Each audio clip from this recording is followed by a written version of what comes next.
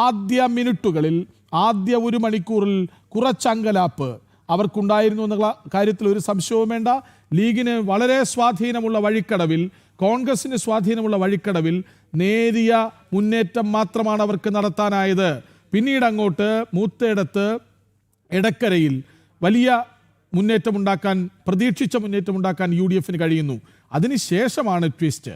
അതായത് PV അൻവർ UDFന്റെ വോട്ടുകൾ ചോർത്തി എന്ന സംശയം, ലീഗ് വോട്ടുകൾ ചോർന്നു എന്ന സംശയം, അതൊക്കെ സജീവമായി നിൽക്കുന്ന സമയത്ത് PV അൻവർ വോട്ട് പിടിച്ചത് എത്രമാത്രം പ്രതിസന്ധിയാകുമെന്ന് ആലോചിച്ചുകൊണ്ടേയിരുന്ന സമയത്താണ് വരാനിരിക്കുന്നത് LDF സ്വാധീനമുള്ള പ്രദേശങ്ങളാണ്, പഞ്ചായത്തുകളാണ്.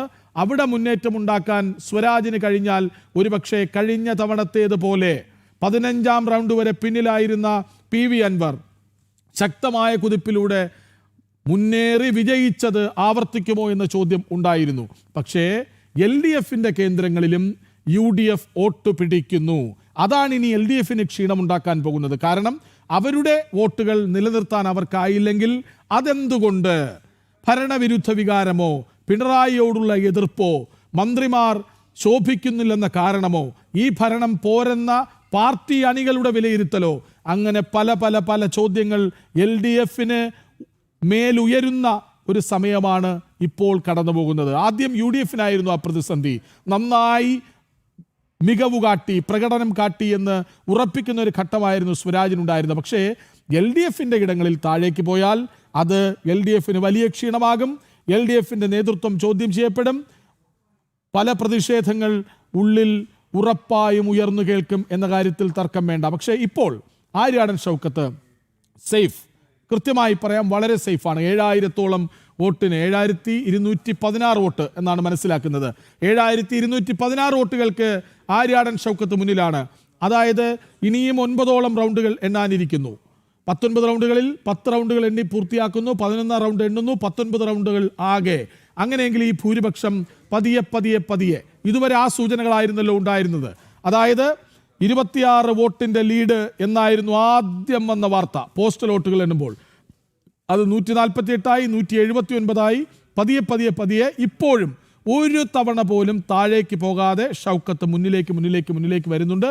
അത് 7000-ന് മേലെ എത്തി നിൽക്കുന്നു. അതങ്ങനെ കൂടി ഇനി 9 റൗണ്ടുകൾ എണ്ണാനിരിക്കുന്ന ഘട്ടത്തിൽ 10,000 കടക്കുമോ, 12,000 കടക്കുമോ, 15,000 കടക്കുമോ? അങ്ങനെ ഓരോ വോട്ടുകൾ കൂടുന്തോറും UDFനുണ്ടാക്കുന്ന ആത്മവിശ്വാസം ചെറുതല്ല. അൻവർ ഉണ്ടാക്കിയ ഇമ്പാക്റ്റ് ചർച്ച ചെയ്യപ്പെടും. LDFന് ആകെ ഒരു ക്ഷീണവുമായി മാറും. കാരണം അൻവർ LDFൽ നിന്നാണ് അടർന്നു മാറി മത്സരിച്ചതെങ്കിൽ പോലും UDF വോട്ടുകൾ ചോർത്തും എന്നായിരുന്നല്ലോ വിലയിരുത്തലുകൾ. അങ്ങനെയെങ്കിൽ അതുണ്ടാക്കിയ മാറ്റം എന്താണ്? സാനു ഒപ്പം ചേരുന്നുണ്ട്. സാനു, ഇനി നമുക്ക് ജമാഅത്തെ ഇസ്ലാമിയിലേക്കും PDPയിലേക്കും ഒക്കെ ഒന്ന് പോണം. കാരണം ന്യൂനപക്ഷ പ്രീണനത്തിനു വേണ്ടി തീവ്ര സംഘടനകളെപ്പോലും ചേർത്തു പിടിക്കാൻ തയ്യാറായവരാണ് UDFും LDFും. അത് സ്വാധീനിച്ചോ വോട്ടർമാർക്കിടയിൽ? അതിൻ്റെ പ്രതിഫലനമാണോ ഷൗക്കത്തിൻ്റെ ഈ ലീഡ്? കൃഷ്ണരാജ് വലിയൊരു മുന്നേറ്റം ഉണ്ടാക്കുമെന്ന് പ്രതീക്ഷിച്ച മേഖലയിൽ നന്നേ വിയർത്താണ് UDF കയറിയത്. നമ്മൾ പറഞ്ഞ പോലെ തന്നെ വഴിക്കടവിലടക്കം, ആദ്യമന്യ വഴിക്കടവിലടക്കം നന്നേ അങ്കലാപ്പിലായ UDF നേതൃത്വം പിന്നീട് എണ്ണിയ പ്രദേശങ്ങളിൽ മൊത്തയിടത്തും എടക്കരയിലും ഒക്കെയാണ് അവർ ആ ഒരു ലീഡ് തിരിച്ചു പിടിക്കുന്ന ഒരു സാഹചര്യം ഉണ്ടായത്. അതേപോലെ തന്നെ വലിയ മുന്നേറ്റം, അതായത് LDF വലിയ മുന്നേറ്റം നടത്തുമെന്ന് വിചാരിച്ചിരുന്ന പോത്തുകല്ലിൽ അവർ വലിയ രീതിയിൽ വിയർത്തു, വലിയ രീതിയിൽ ബുദ്ധിമുട്ടുണ്ടായി. അവര് വലിയ രീതിയിൽ പിന്നോക്കം പോയൊരു സാഹചര്യമാണ് നിലവിലുള്ളത്. എന്തായാലും ഈ ഒരു അൻവറിന്റെ ഒരു ആ ഒരു സാന്നിധ്യം അവരെ ശരിക്കും കുലുക്കി. ആദ്യഘട്ടത്തിലടക്കം ഈ UDFനെ പിടിച്ചു കുലുക്കിയെങ്കിൽ പിന്നീട് വരുന്ന പ്രദേശങ്ങളിൽ അതിന്റെ ഒരു അൻവറിന്റെ ആ ഒരു സാന്നിധ്യം LDFനും വലിയൊരു പ്രശ്നമായി, പ്രതിസന്ധിയായി മാറി എന്ന് തന്നെയാണ് നമ്മൾ ഈ വോട്ടെണ്ണലിന്റെ ഓരോ ഘട്ടങ്ങളും സസൂക്ഷ്മമായിട്ട് നിരീക്ഷിക്കുമ്പോഴത്തേന് കാണാൻ സാധിക്കുന്നത്. അതേപോലെ തന്നെ ഈ തീവ്ര സംഘടനകളെ കൂട്ടുപിടിച്ചത്, ജമാഅത്തെ ഇസ്ലാമി അടക്കമുള്ള സംഘടനകളെ, PDPനെ അടക്കം കൂട്ടുപിടിച്ചത് ഇവർക്ക് വലിയ തിരിച്ചടിയായിട്ടുണ്ട്. അത് മറ്റൊരു മറ്റുള്ളവർക്കിടയിൽ വലിയൊരു ഏകീകരണത്തിനടക്കം വഴിയൊരുക്കിയിട്ടുണ്ട് എന്നുള്ള കാര്യവും നമുക്ക് ഇതിൽ നിന്ന് മനസ്സിലാവുന്നുണ്ട്. എന്തായാലും ഇതൊന്നും UDF-ന്റെ മുന്നേറ്റത്തിന്, നിലവിൽ അവരുടെ ശക്തി കേന്ദ്രങ്ങളിലുള്ള ആ മുന്നേറ്റത്തിന് ഇതൊന്നും കൊണ്ട് അവർക്ക് പര്യാപ്തമായിരുന്നില്ല എന്നുകൂടി ഈ ഒരു ഫലത്തിൽ നിന്ന്, ഈ ഫലസൂചനകളിൽ നിന്ന് നമുക്ക് വ്യക്തമാവുന്നുണ്ട്.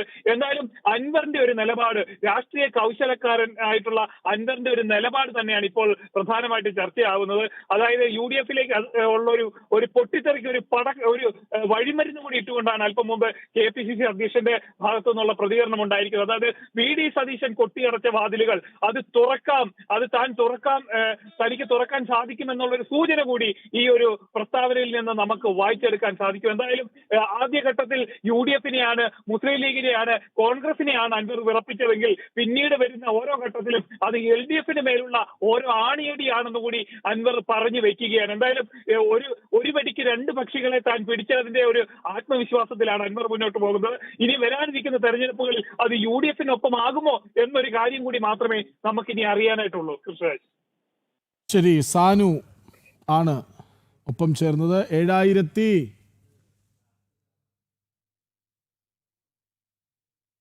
7,000-ലേറെ വോട്ടുകൾക്ക് ആര്യാടൻ ഷൗക്കത്ത് അവിടെ മുന്നിലാണ്. 44,293 UDF, 37,077 വോട്ടുകൾ LDF. അവിടെ PV അൻവർ 12,764 വോട്ട്. ഒരുപക്ഷെ 15,000-ന് മേലെയൊക്കെ അൻവറിൻ്റെ വോട്ട് പോകുമായിരിക്കും എന്ന് പ്രതീക്ഷിക്കേണ്ട ഘട്ടമാണിത്.